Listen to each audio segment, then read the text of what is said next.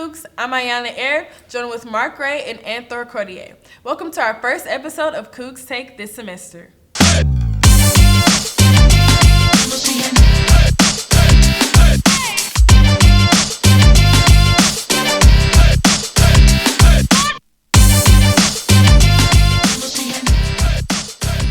So this year playing in the Super Bowl are two dynamic teams, the Los Angeles Rams and Cincinnati Bengals. Being that the Los Angeles Rams are playing at their home stadium, even though it's a Super Bowl, it's sort of like the Cincinnati Bengals are the visiting team. So, who would be your pick for the Super Bowl, starting with Marc? I'm just going to go ahead and say my pick is the Los Angeles Rams, just because they're in Los Angeles and they have all these players that are I would say superstars and superstars in the making. Mm-hmm. We have people on offensive side of the ball and defensive side of the ball. We have the MVP of the league. If there was an MVP for receivers, it'll be Cooper Kupp. So I'm gonna go ahead and go. My favorite to win it all is the Rams. So that's just me. No, I like what you're saying. I kind of agree with, like, the Rams are a really, really powerful team, but I just don't see how the Cincinnati Bengals lose this game. I mean, when you look at the Bengals team, you look at them on the offensive side and the defensive side of the ball. This is a team that wins games. This season they've won ugly, they've won pretty, they've won close, they've won in blowouts. Any way you can possibly win a game, they found how to win it. I mean, when you look at this postseason in their story, nobody thought they would be here, and I think that they just don't stop making it to the Super Bowl. I think they want to go all the way. I think they're a hungrier team, I think they're a grittier team, and I think they're going to take this one. They're also a younger team. Yeah, the Rams have veterans on their side of the ball, so I feel like that veteran instinct will kick in the Super Bowl. And I feel like the Bengals don't have enough experience. I mean, they have, don't get me wrong, they've won a lot of close games in the playoffs, and they've been impressive. But I feel like the veteran side of the ball kind of is better than, people that are more younger, have less experience in the playoffs and big games, like the Super Bowl. Yeah, I will say that having the Rams having Von Miller, a Super Bowl MVP, is huge. But I just don't see how the Bengals offense is too explosive to get held down. There's nobody on that team that could slow down that offense, because even if you take away one player, you have six more that could make plays and hurt you. And the Rams are the same way, but I feel like too many times this season we've witnessed the Rams be slowed down or stopped by teams that the Rams were better than. I feel like the Bengals have lost games the same way, but at a certain point something clicked with the Bengals that I haven't seen click with the Rams. Well, tell me, how do you think they're going to stop Cooper Kupp? Because I feel like, he is, legitimately the best receiver in the league this year.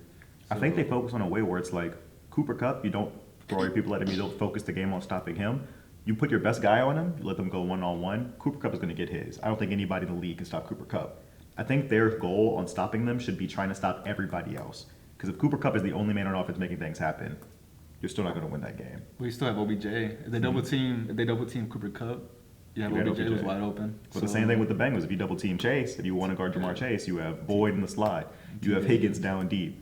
You have Joe Mixon as running back. You have C.J. Uzoma. I think that's his name. You're coming back with Uzoma, who got hurt, but he's playing the Super Bowl. So that's if Joe Burrow can throw the ball. That's exactly we have a good defensive line too. That offensive line. Aaron Donald.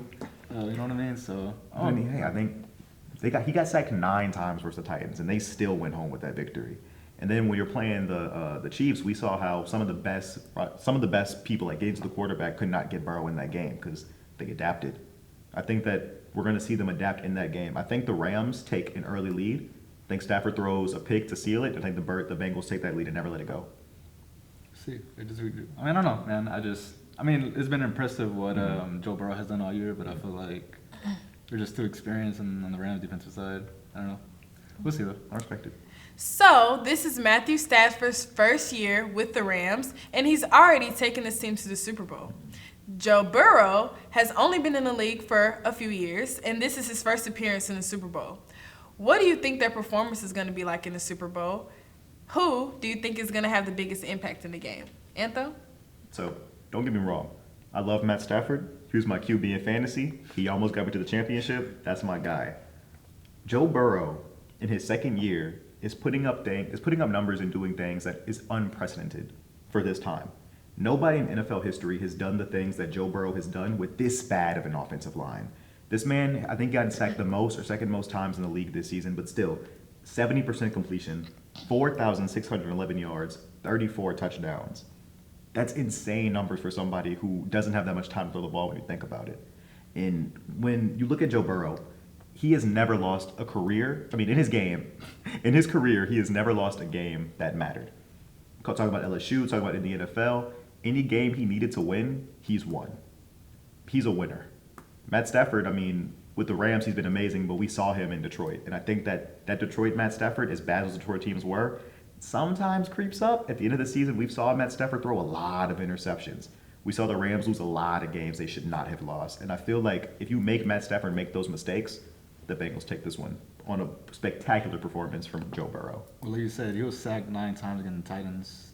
I would think there'd be more sacks coming their way by the Rams. You know what I mean? With Aaron Donald, with Von Miller, there's going to be a lot of battle and battle between the offensive line and defensive line. Mm-hmm. But like I said before, man, I feel like experience kind of weighs in more into this contest. And like I said, he's been going off all year, and he's been putting up numbers that we haven't seen in a while. But I don't know, man. I feel like that bad offensive line is going to catch up to them this game. The Rams star receiver, Cooper Kupp, has led the league with over 1,000 receiving yards. His 23 catches of 25-plus yards makes it the most for any player in NFL history.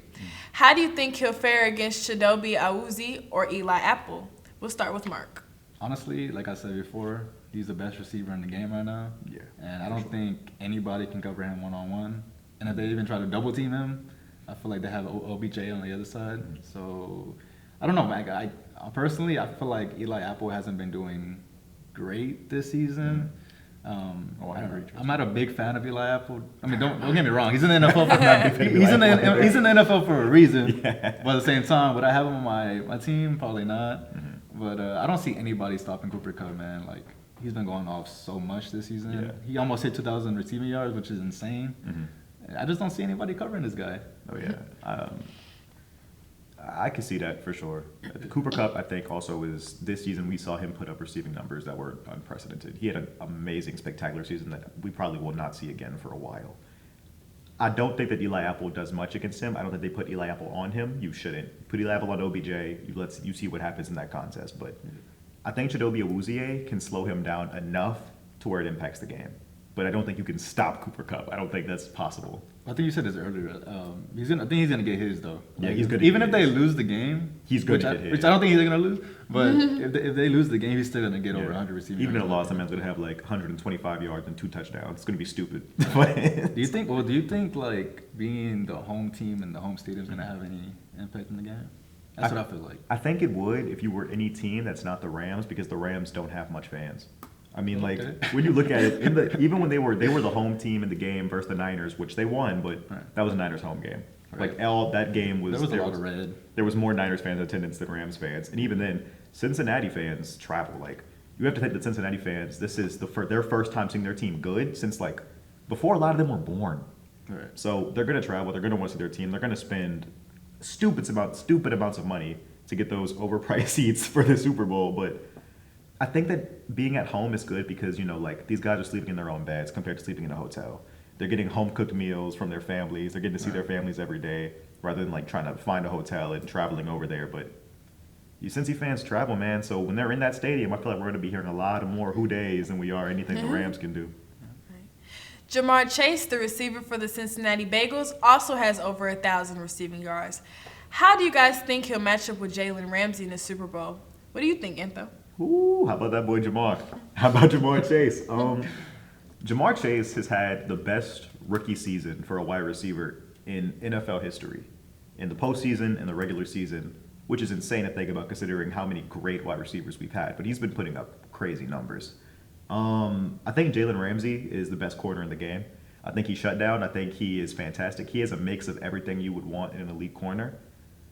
But I just don't know if he can slow down Jamar Chase. Or even then, if he does, I don't think it makes that much impact in the game because, like I said earlier, if you shut down Jamar, you still got to worry about who's going to cover Boyd, who's going to cover Higgins, who's going to be guarding Mixon. Mixon's good out. He can get the ball from the back. He can catch.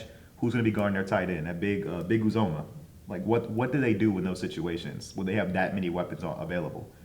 But I think Jamar, just like I think Kupp, I think win or lose, Jamar is going to get his because even if you shut him down most of the time, you're going to find him for that one big catch. Because we even saw in the Buccaneers game, we saw Mike Evans burned him for that one really big touchdown that almost got the Bucs back in it. I mean, if the Bucs would start that run early, they probably win that game. but I think Jamar's going to get his. I just want to thank Jamar because I got him on my fantasy team. I didn't win the championship, but he pulled me in some of the games. But yeah, I mean, like you said, bro, he's been historic all year. But I feel like Jalen Ramsey is really gonna step up this game. Mm-hmm. I mean, look at the game against Mike Evans. He kind of blew up some coverages. Yeah. And I feel like he's gonna get redemption in this game. And like you said, he's the best corner in the league.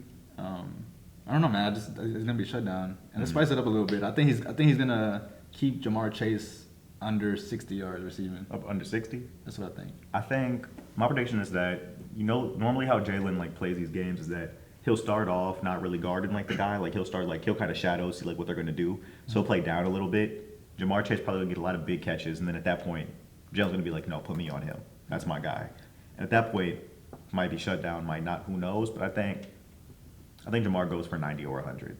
I think he gets a lot of big catches this game because there was a great quote from Tyler Boyd during this press run where he said that it doesn't basically, I don't know the exact quote, excuse me if I'm paraphrasing, but he said they don't care who's on Jamar. They're not going to stop throwing him the ball because the best cornerback is on him.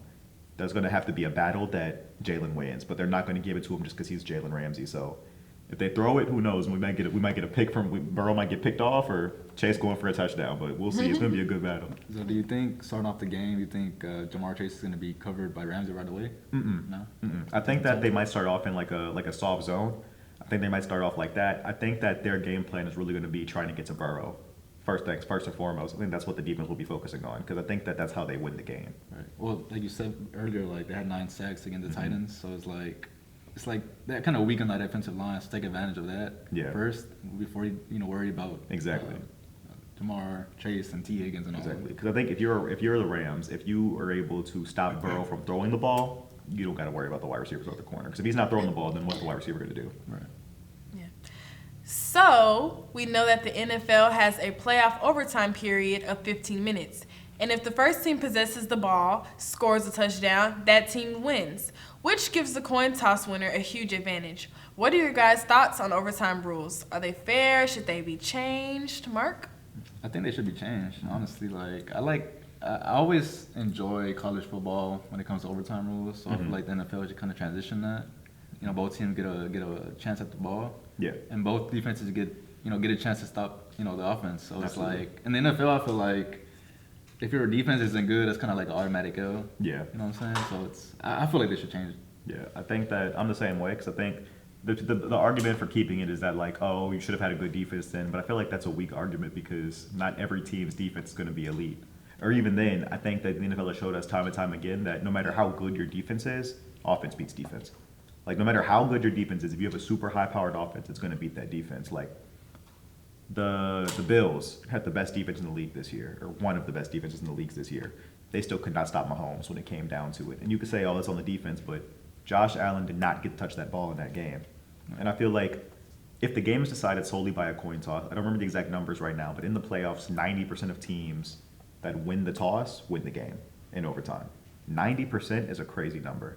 I feel like you have to look at that and you have to see what else can we do to fix this because only one team getting the ball is not very fair to the other team or the other guy because then it becomes what if the Bills get that coin toss, right? They probably win the game. Chiefs got it, they won the game.